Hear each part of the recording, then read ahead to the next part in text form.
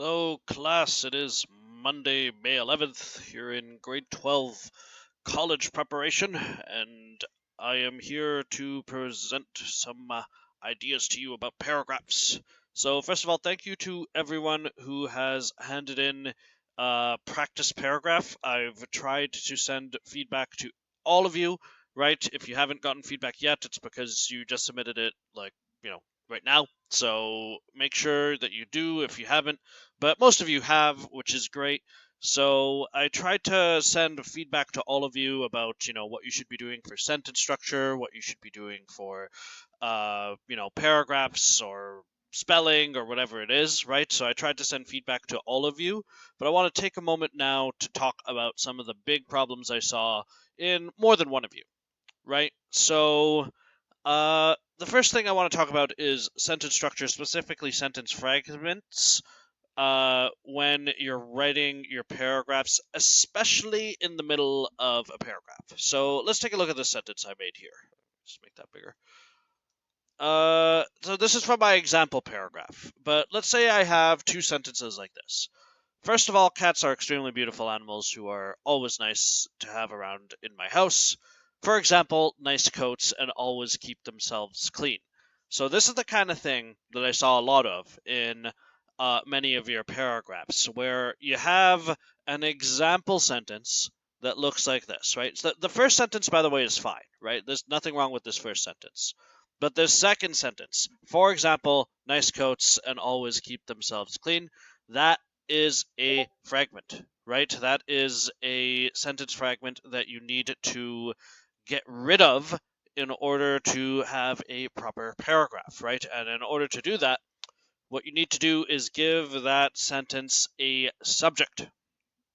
All right, so we need to have cats have very nice coats, right? So you need to have the subject, which in this case would be cats. So that is 100% necessary when it comes to writing your sentences, right? Don't think, oh, well, I was talking about cats in the last sentence, therefore I don't need to put a subject for my next sentence. That's not how it works. Every sentence in the English language needs to have some sort of subject, either implicitly or explicitly stated, which is to say, you need to say what your sentence is about. All right? So that is very important. Watch that, especially for example sentences. All right?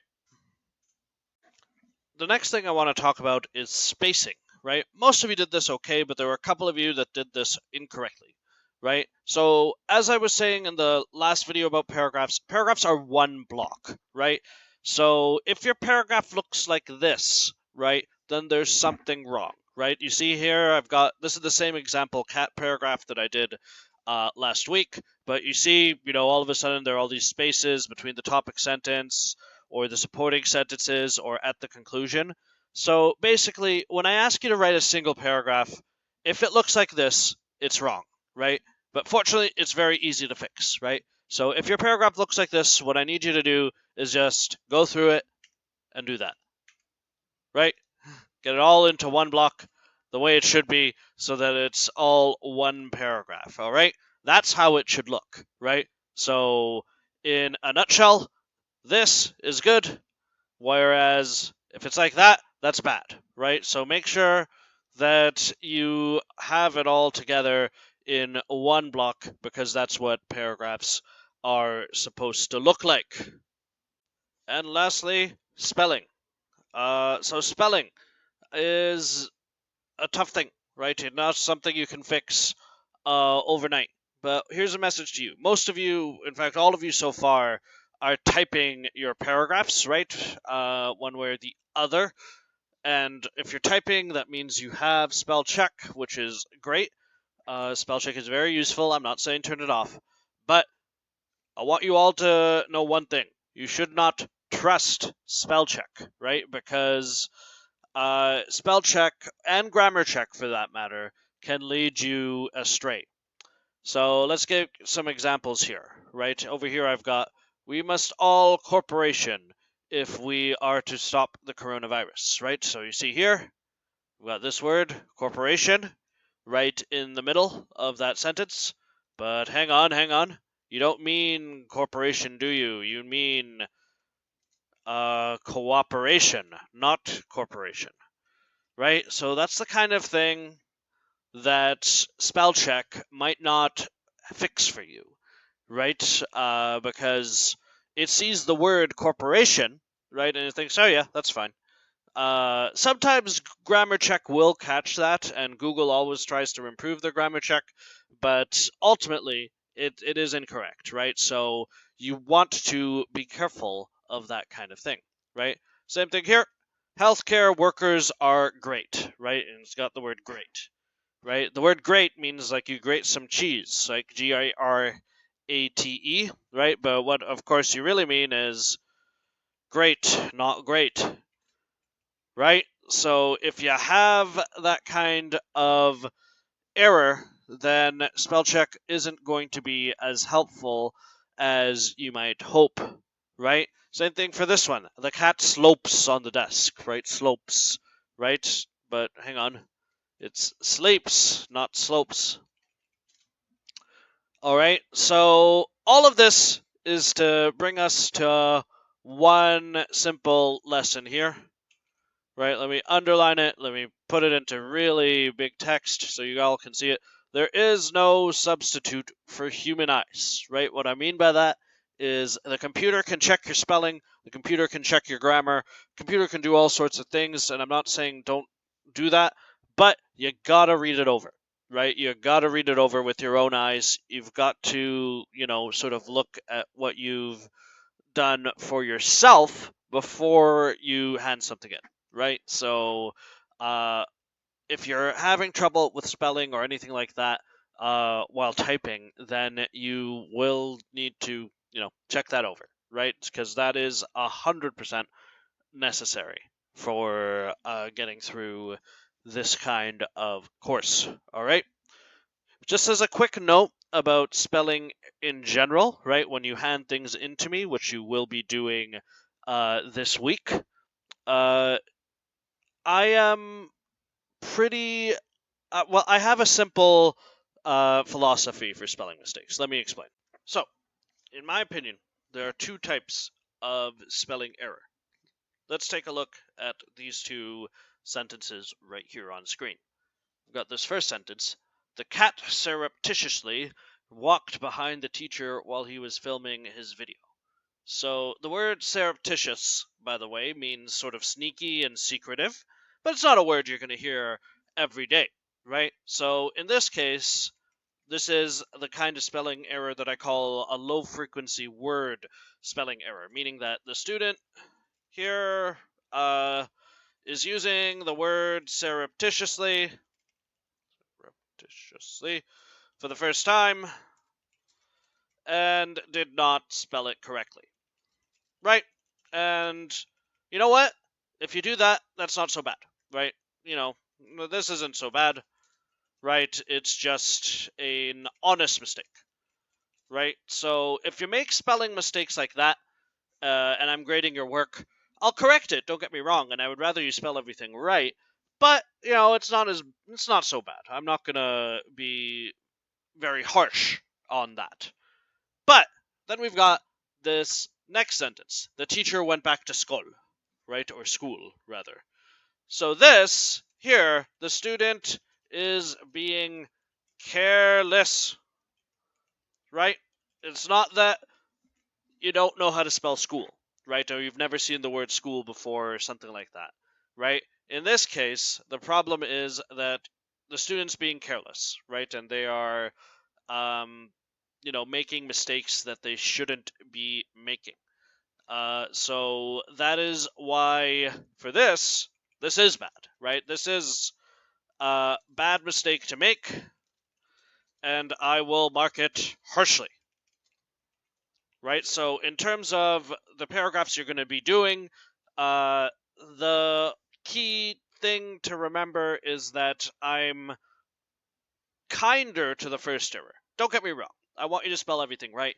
But if you misspell a common word, if you misspell school, or if you misspell any word that you should just know, especially since you're in grade 12 college here, then I'm going to be quite harsh on that indeed. All right? So that's how I mark things, and that's what you should know. So that brings us to our paragraph of the day. All right. So, first of all, the paragraphs of the day. I'm going to be assigning 3 of these during the week, and you're going to be handing all 3 to me in on Friday together, right? So each of these paragraphs are going to follow the structure with a topic sentence, supporting sentences, and conclusion that we talked about last week. Each paragraph should use clear evidence and have good sentence structure. Now, the reason I like to do it this way is if I were to just assign 3 paragraphs all at the same time, you would have a lot of work to do. This way, we're going to spread it out over a week and we're going to talk about each one in detail so that it's less overwhelming. All right? So you're writing 3 paragraphs and they're all going to be handed in together on Friday. All right? So that's the way this is going to work, right? You'll hand it in all in one document. All right? On Friday, right? Friday the the 15th. So that is the plan for the paragraph of the day. So let's talk about the first paragraph of the day. So last week I promised we would stop talking about coronavirus all the time, and I intend to sort of leave that aside at least for the moment. So what I wanted to talk about was something that we used to talk about quite a bit before this coronavirus stuff started, which is marijuana or cannabis, which is something that is legal in Canada. And for those of you who are new to the country, you might know that Canada has had legal marijuana for about 18 months now. It was first legalized in October of 2018, with stores opening to sell them in Ontario a little over a year ago, right? And even during this pandemic, you can order the stuff online and you can buy it in a shop and everything like that. So Canada is one of those countries that has done that, right? And students, especially those of you who are new to Canada, often ask me, well, why would Canada do something like that? Why would Canada, legalize this drug? And, well, there are a couple of different reasons for it. Part of it is because Canadians themselves wanted it, right? But there were other reasons as well. And one of the top reasons for that is money, right? As you can see here from this Bloomberg article, marijuana is generating, as of April, about $8 billion into the Canadian economy every month, right? So that's one of the huge reasons that Justin Trudeau decided to legalize marijuana is he essentially saw the money potential that could be made here in Canada if it were legalized, right? So this Bloomberg article, which I will provide a link for in the Google Classroom, sort of breaks down how much money is being made in Canada as a result of marijuana legalization, right? And of course, the other thing is that the government wanted taxes, right? Millions of dollars of extra taxes are being collected because of the legalization of marijuana. Though it might surprise you to know that it's not as much as the government was hoping for, right? They sort of come to about 66% of what they wanted, right? They wanted about $100 million a year, and last year they got 66 million. But that revenue is growing, right? So certainly you can say a lot of money has been made here in Canada as a result of marijuana legalization. I'll link you guys to this article as well, by the way, so take a look at the Google Classroom for that link. So, marijuana is now, I guess, a normal thing in Canada, right? You can buy it and get it delivered to your house, just like anything else, right? So it's become, I guess, just another part of our society. And that is the topic for today's paragraph of the day, right? That I want you guys to write about. So you guys have been living here, right? You see the city, you look around, right? And For those of you who have been here for more than 18 months, which is most of you, do you think that the legalization of marijuana has had a positive effect on our society, or is it a bad thing? Right? So that's the question. Let me read that again. Do you think that the legalization of marijuana in Canada has been a good or bad thing? Justify your answer. So this is your paragraph of the day, right? So let me make that nice and big. There you go. So you're going to answer this question with a clear topic sentence, supporting sentence, and a conclusion, right? So you're going to write a paragraph on this particular topic, and you are going to express your opinion. Now, I don't mind what you say, right? It's not about your opinion, right? It's just about how you want to express your argument, right? So don't think, oh, I better say yes or I better say no because I want to agree with the teacher. By the way, I have never smoked marijuana and never will, but nevertheless, it is something that you can give your own viewpoint on. Meow. I think that marijuana should go back to being illegal in Canada because it's bad for humans and it's bad for cats. Yeah, that could be your argument in a paragraph if you wanted to. Just make sure you explain why, right? So you should look at the feedback I gave you in your previous paragraphs and make sure that you also don't make the same mistakes, all right? So that's the paragraph of the day. Any questions, ask them below. And if not, I will see you guys tomorrow. Oh, and do remember, Wednesday at 1 o'clock is going to be your first Google Meetups, right? So we'll talk about this issue and other things regarding the class on that day, all right? So Wednesday at 1 o'clock, we'll be doing our first Google Meetup. All right, guys, from me and Urodos, we hope you're having a good day, and we'll see you next time.